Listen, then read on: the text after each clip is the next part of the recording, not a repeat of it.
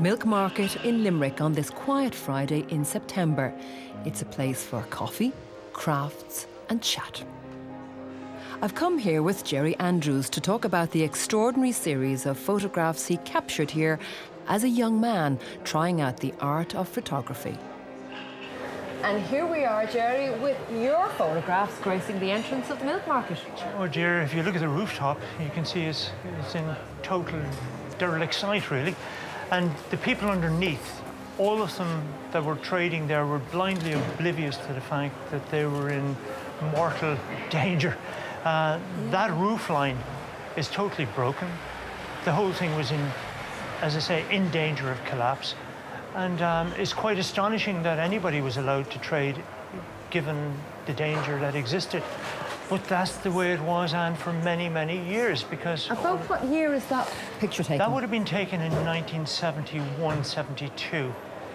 I wanted to get an overview of the condition of the place. People sold ducks from the backs of cars, and it was a very, very, very busy marketplace, in spite of the fact that it was a derelict site. Were you conscious then that you were documenting a vanishing Ireland?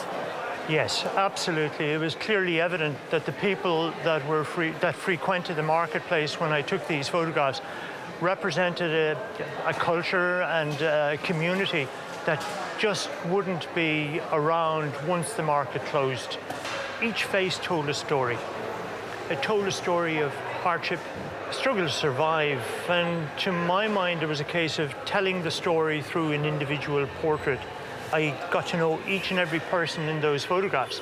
They became friends of mine. Even though I was only 19 years of age at the time, I became known as the young lad with the camera around the marketplace, and they were very generous with their time.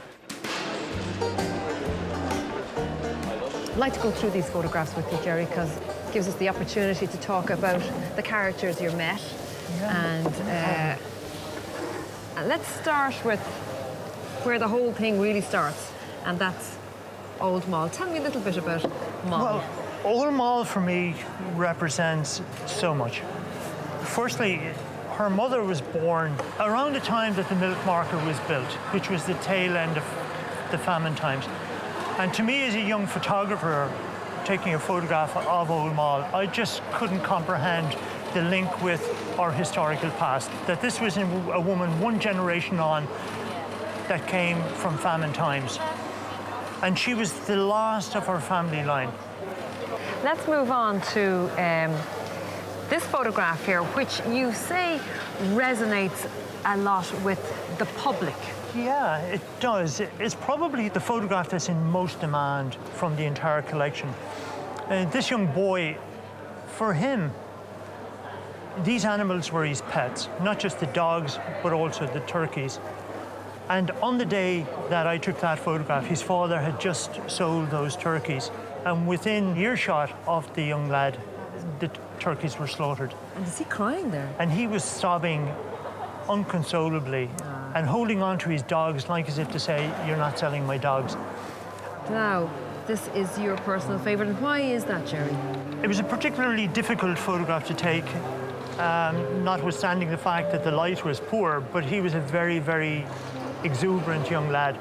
To me, he reflected in his eyes an element of hope. And it's the polar opposite to the Old Mall photograph. Here we had somebody in Old Mall who was at the end of her life. And here in this photograph, you have a young lad essentially starting out his life.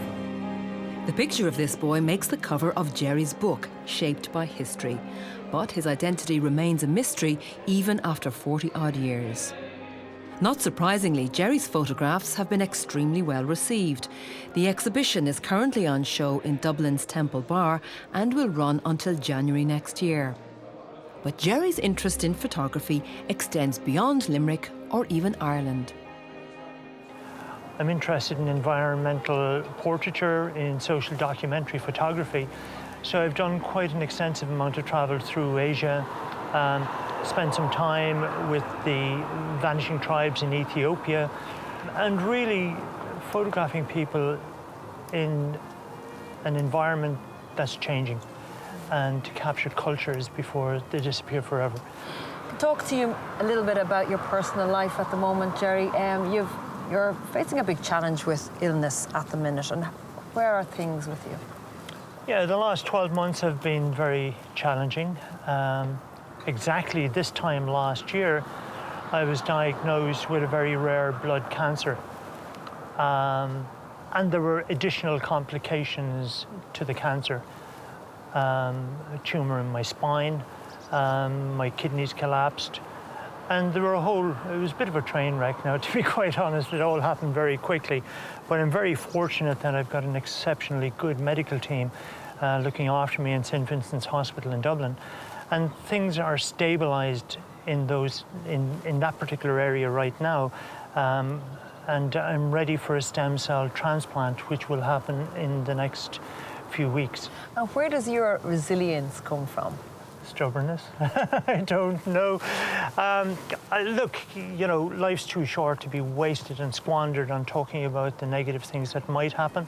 As far as I'm concerned, I'll just ponder on the things that are positive. I've too many things that are positive in my life, and I have no intention of wasting a second on the negative things.